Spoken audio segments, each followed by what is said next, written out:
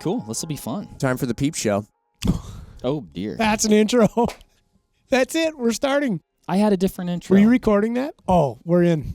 It's too bad. Sorry, Mark. I kind of like yours better. We can't go. We have to go. We're just starting? We're in. No. Well, who doesn't like a good Peep Show? There. It's been elevated. You know what I was going to start with? I was going to do the typical intro that we do. And then What's up, everybody? And then I was going to say, hey, Jim, peep this. Sure. Which I thought was pretty... That's more PG for sure. If you haven't gathered, yeah, that is a little more PG. If you haven't gathered, everybody, if you're still listening, we're talking about peep sights. And Ryan, you have a couple fine examples of not only firearms, but the peep sights that sit atop them. Yeah. I think this is also, it shows how diplomatic, maybe that's not the right word, we can be when talking about all sorts of sights. I mean, we sell telescopic weapon sights. Here we are talking about some good old-fashioned irons. Yeah. What's the word that I'm looking for? I don't think it was the one I used, Jim. No, I think that was good. You were correct. Diplomatic, You're talking about diplomatic or the telescopic part? There, you threw around a couple of words with more than six letters in them. We're just like we'll talk about anything. Oh yeah, absolutely. I think that's what makes us a really good show. Yeah, I think so too. Which guns are these, Ryan? I know one of them because I have the same gun. This is the model Winchester model 95. 95. Yes. So before us here, we have a couple of modern reproductions from the Winchester Repeating Arms Company. I have an 1885 high wall, and I have an 1895. Both awesome guns. Modern reproductions. Very cool. Just in real quick too. So the 1895 is in 405 Winchester. That's correct. Is this a 4570? I'm guessing the 85. Yeah. With the octagonal barrel. Mm-hmm. Very nice. Traditional sporter. Gosh, they are cool. Yeah. Very pretty. Both lever guns. One's a lever gun. One's a falling block. Great. I look like an idiot. Well, it's okay, Mark. It uses a lever to drop the Yeah. block. It's got a lever on it. We'll close it up. Looks a little goofy with it open, but that's it.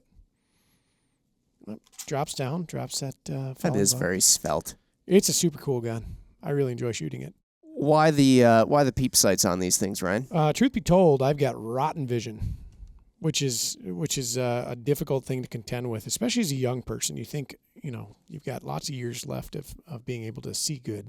I've never seen you wear glasses or contacts. I don't, because I have a irrational fear that I'm going to damage them while in the field.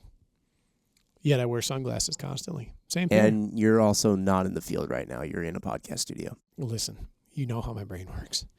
Well, that's the problem. So, if anything, these are sight enhancers. Okay. But with a tremendous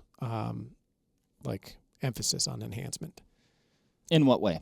A couple different reasons. So, depending on how your vision is, good, bad, or otherwise, having that aperture in front of your eye increases the visual acuity of your irons and your targets at the same time. And so if you look at this gun, it's very difficult to see because it's got a 28-inch long octagonal barrel. We'll just set it right here.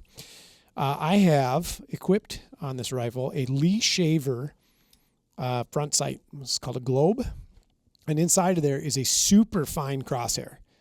So it looks like something out of a rifle scope. It's got literal crosshairs. And I've got interchangeable sight cards for it, so I can change it out to a heavy crosshair, a post, a BDC if I wanted to. I've got the fine crosshair in there right now, yeah. Well, take your headphones off and shoulder that thing up, Jim. Yeah, okay, I will. You guys carry on. So, when you go to the optometrist and he or she puts that device in front of your face and they start setting up different apertures on there, until you've got like a real tack sharp image. I don't think I've done that. Oh, sure you have. Yeah, you hold the little paddle in front of your eye. Yeah. And that little paddle's got an adjustable wheel on it. And that wheel has different sized apertures. And they're using this to help kind of diagnose and understand what the requirements your eye needs. It makes the same noise that the optometrist thing makes. In fact. Spin it around. Yeah. So what Jim is commenting on, if you can't hear him because he doesn't have his mic on. is this particular rifle is equipped with what's called a Hadley eye cup.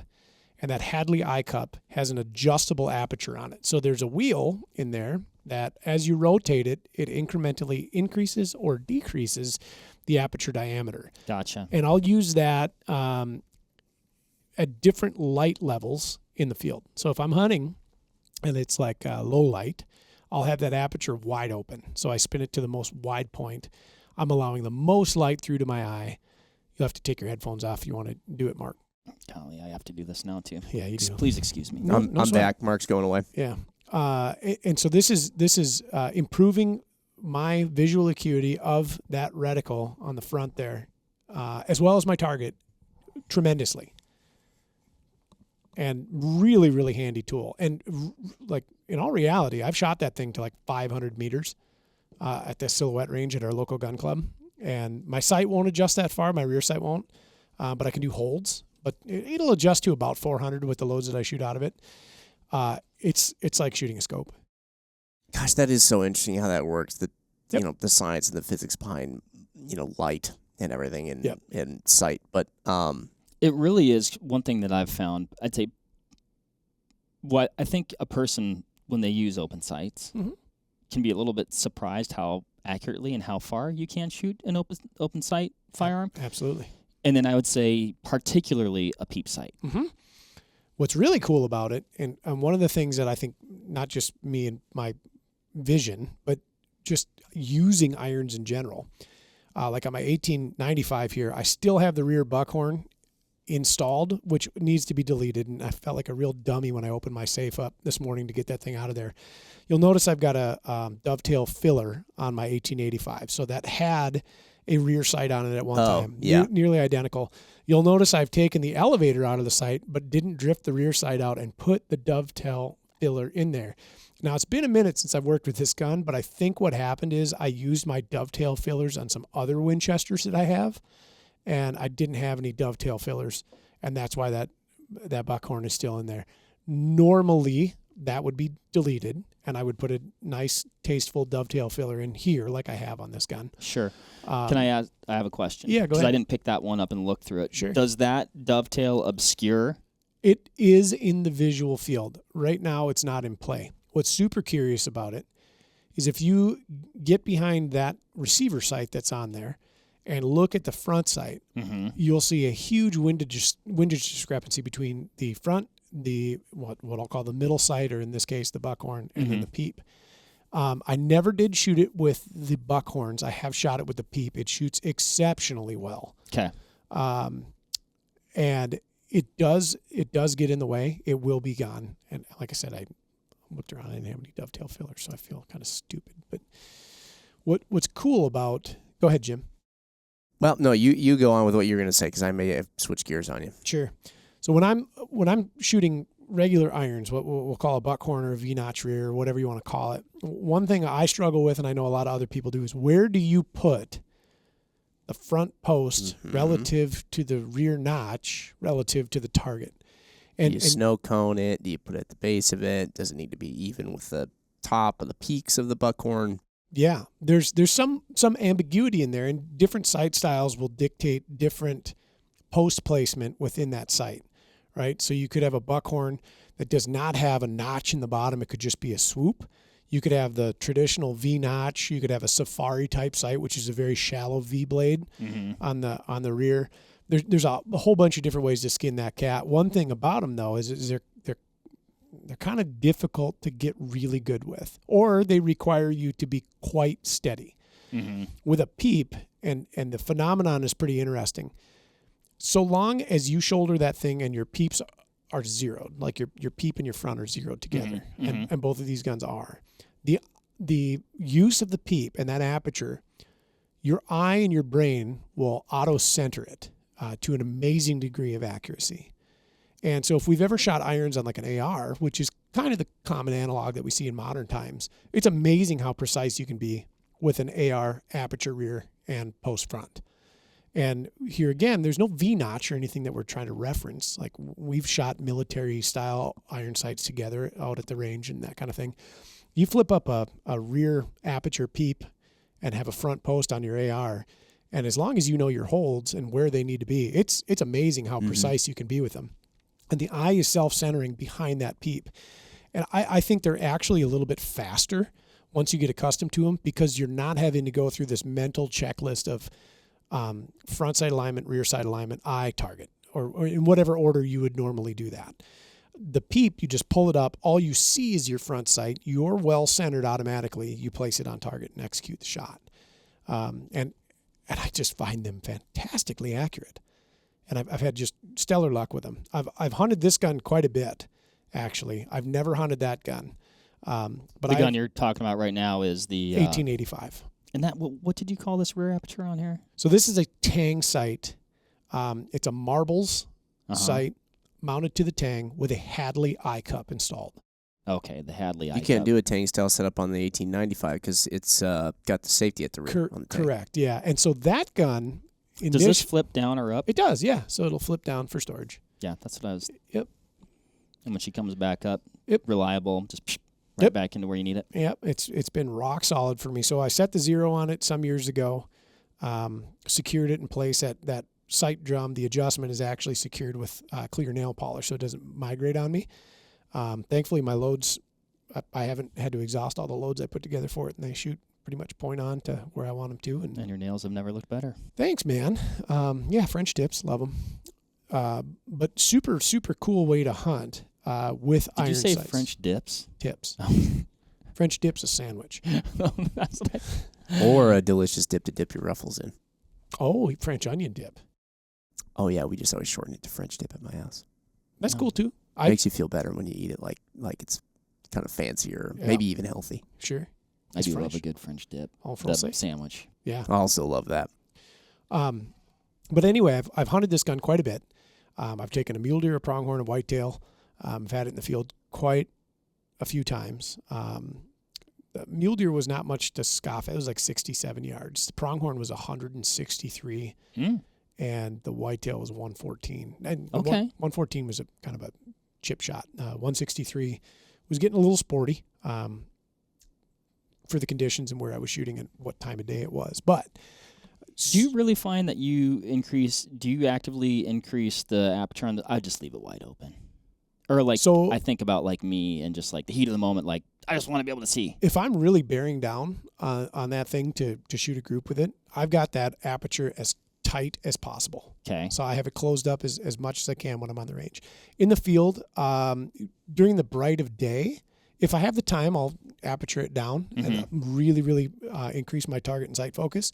In the evening, it's wide open. Yeah. Yeah. And so actually the sight card that's in there right now, like I said, is a very fine crosshair. I couldn't find my sight card when I went to Wyoming with it a few years ago. And I brought it with just in case I bumped into an elk or a whitetail. And I went out on a hayfield to hunt whitetails in the evening. And that would be and that would be more of like a BDC style reticle, essentially, that you would insert there, or no? I was going to put a post. A post. Yes. Okay. A post. And I couldn't find my sight card because I had recently moved or was in process of. Explain what the sight card is. So the sight card, I can take that little reticle out of there. Right. It's a laser cut steel reticle, and I can pull it out, and it looks exactly like a reticle cell does. Just there's no lens element, there's no glass, and then I can put in a different one. So I can pull it out, I can put a different one in. Right. Yeah, of my choosing, and they've got a whole bunch of different styles that you can get for them. I was going to switch it to a more hunting-centric reticle. It's a very target-centric insert in there right now. Which is interesting because it looks like a traditional crosshair. It does. So what makes you say it's more of a target-centric one? So it's so fine. Okay. Yeah. So it is fine. In low light, I had this major anxiety that it was going to end up being a detriment to me. And I shot that whitetail with only a few minutes of light left. It was still very legal, but we were hunting in a very, very deep valley where this was. And so the sun had gone down behind the mountains. It was very dark when I took the shot. And when I pulled up on her, it was like, oh, well, that's totally fine. And took the shot, dead. How do you level that thing in there? So there is Are there like there's a little level in there. There's a tiny little spirit level inside of the sight. No way, Yeah, really? I can't really see it unless it's very well lit. But if you peek in there, you'll see there's just goodness. a little spirit level in there. Sure enough. But the eyeball and the brain has a tremendous ability to just kind of self-level things, right? As people, we can see things with a pretty reasonable degree of accuracy. And so self-leveling is a thing that you do. And I think that the Peep helps with that as well. Like I said, when you look at a buckhorn, you think, or I'm gonna use the word buckhorn. People are gonna buckhorn, dovetail, whatever you want to call that kind of sight. V-notch. Yeah. It inspires like the most analog and fastest means of doing things. When you put a Peep on it, I think it absolutely elevates it. So I've got a Winchester Model 64. We've seen it on the show before. I've got a Peep on that gun as well. I've got Peeps on muzzleloaders, which I really prefer. I think it only enhances my ability as a shooter by getting that rear sight out of the equation. I've just got my front post. I've got it well centered with my Peep, and my placement of sight on target is absolutely better when I do it. And just a hoot to shoot. I really enjoy running them. This one over here on the 1895 doesn't seem to have as much, not adjustment, because adjustment is usually used to define like elevation and windage, but it doesn't seem to have nearly as much customizability or something. I can't think of the word. Can this aperture open and close? So not that aperture, but that was a very standard sighting system for a long time. I haven't been able to accurately date that sight. There's kind of a fun story behind that. Oh, this isn't a new like reproduction of an old sight. This is an actual old sight. That sight is 1920s, 1930s vintage. So you found this somewhere when you got this gun. This is super funny. Can I tell a story? It'll take a Please. Please do, Mr. Storyman. So we moved to our new HQ in 2018, right? In 2015 or so, Scott Parks came up to me with a box of stuff.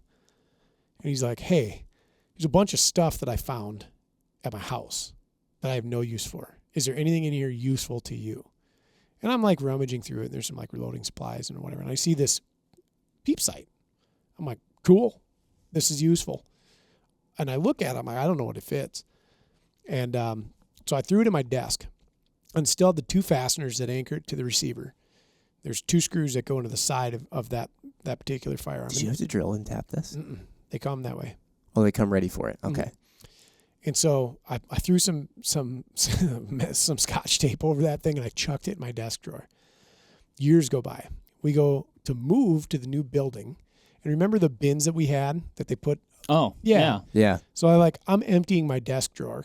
And like this is in there, and I just chuck it in there. I'm like, I'll sort that out when I get to the new building. And so we get here, and I throw it in my new desk drawer, and I shut the drawer and forget about it. I can't remember what SHOT Show it was when these things came up. 2019? Does that sound right? 18? The rifle. Right. I think it was 8. I think it was 18. It was 18 because we had these on order for 2 years, and we got them. Yeah, like 2020. Forgot about them.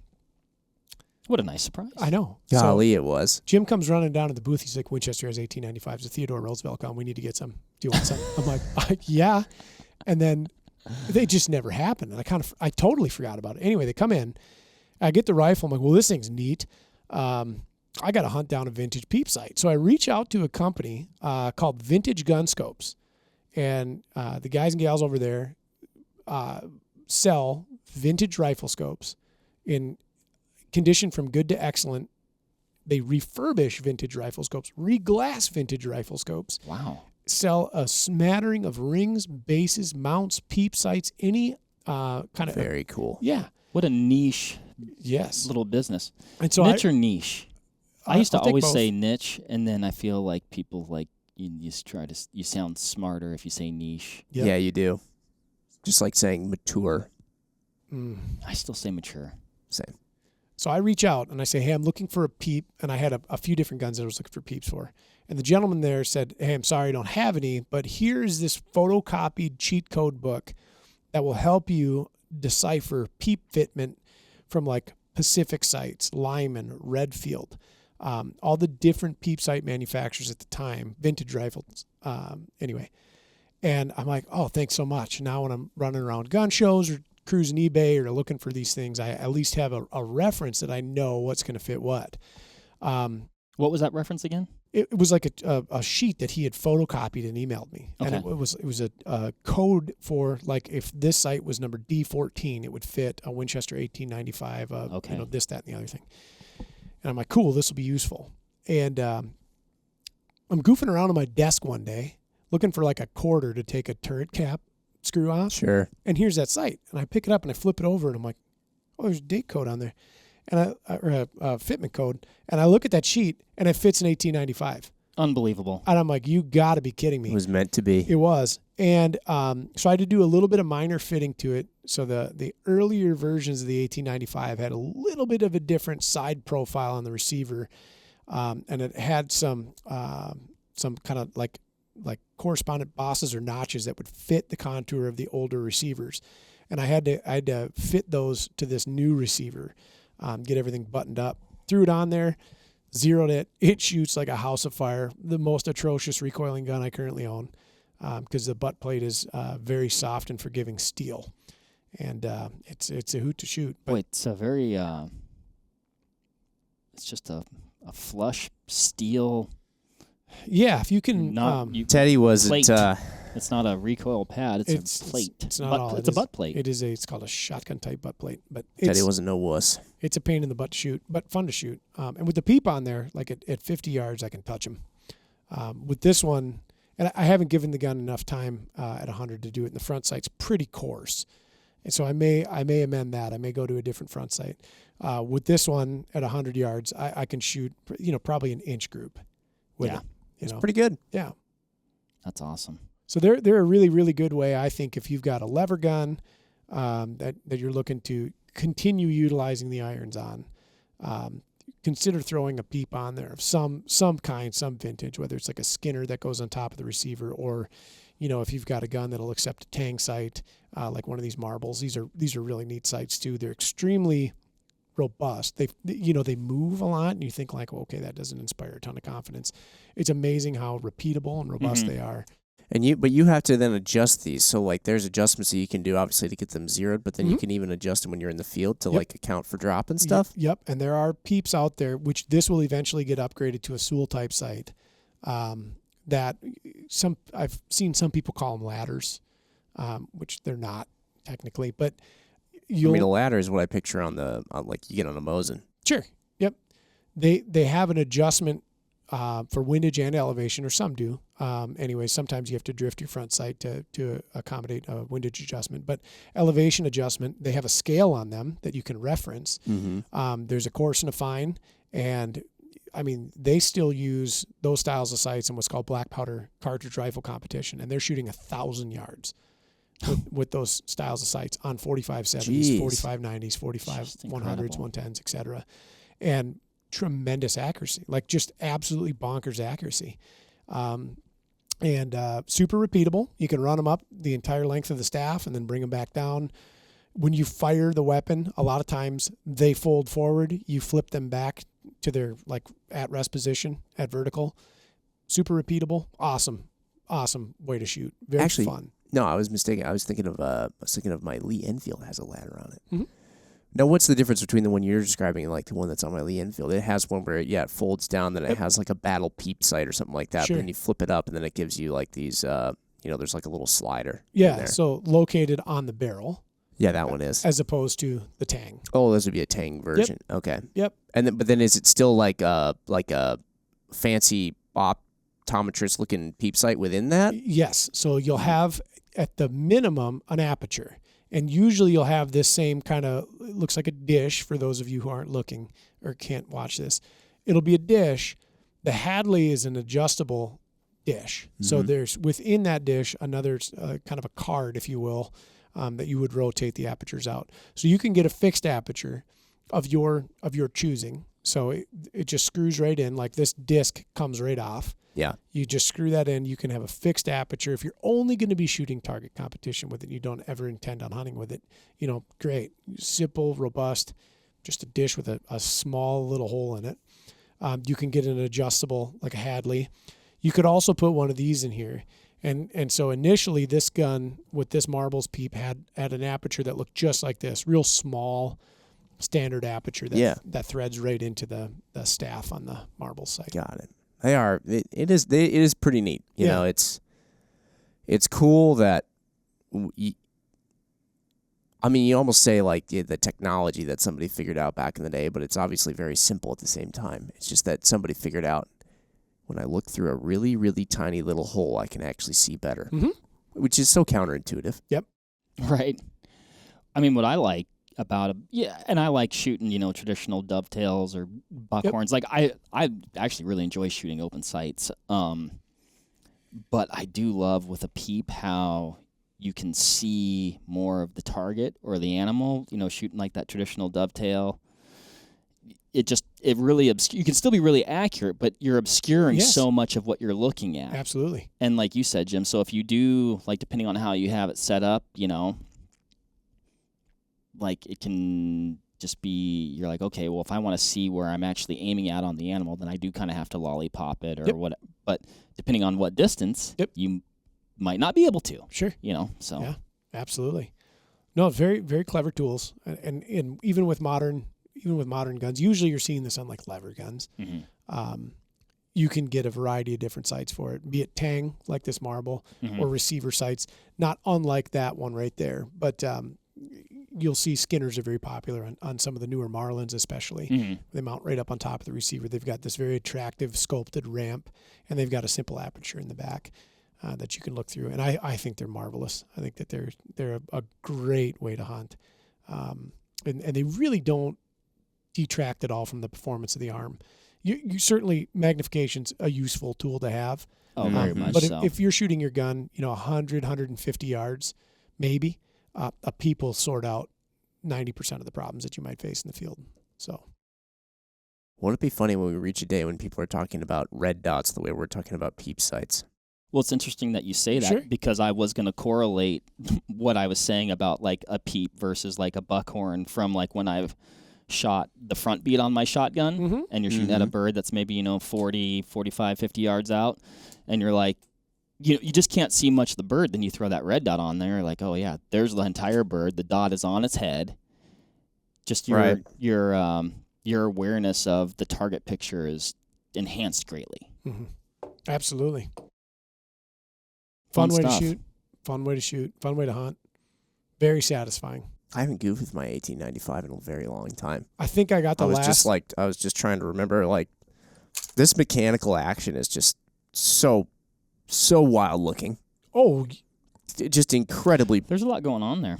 There's a ton going on there. And for a gun that was built pre-1900, right? It's meant to fire spire-pointed bullets out of a lever gun. It's extremely fast. It's extremely accurate. It shoots fantastic. Horrible recoil in the 405 anyway. I'd really like one in 30-06. I think that'd be, or 30-40. Either one of those would be cool. Mm-hmm. Really marvelous gun. Very ahead of its time. John Moses Browning was a genius and that's understating Put it lightly. Yes, that's understating it. Yeah. Very clever gun. Contract rifle for the Russian military in 7.62 by 5.4R. No kidding, huh? Mm-hmm. Unbelievable. I think it was cavalry, I believe. Somebody will fact check me on that. Sure. I trust you. It sounded. Yeah. I'd use it on a horse. Mm-hmm. Anything else Peep related, Jim? Nope. Right on. Cool. Well, thank you guys. Thank you, Ryan, for bringing in these marvelous visual aids. Yeah. Hope you enjoyed the Peep show. There we go. There we go. Thank you, Jim. And thanks for listening. What's your open sight rig look like? Do you shoot irons? Did you used to shoot irons and maybe think, gosh, I should go do that again? Oh, it's very rewarding to hunt with them. I was going to say, you going to bet your hunting season on irons? I'm not. I carried a iron-sighted gun when Jimmy and I were hunting. Went down. This is true. Some very specific hunts I would do it on, really but nice. I'm not when big things are on the line. I'm still going with some good old-fashioned magnification. A really nice buck stood up, but it was our holiday doe season. I mean, he was like 35 yards. I was like, oh, man. That'd have been just like a couple weeks earlier. Would have been in play. I don't hunt them things. Not till this year. Not till this year. Awesome. All right. Thanks, everybody. Iron sights, they're cool. We'll catch you on the next one. See ya. Bye.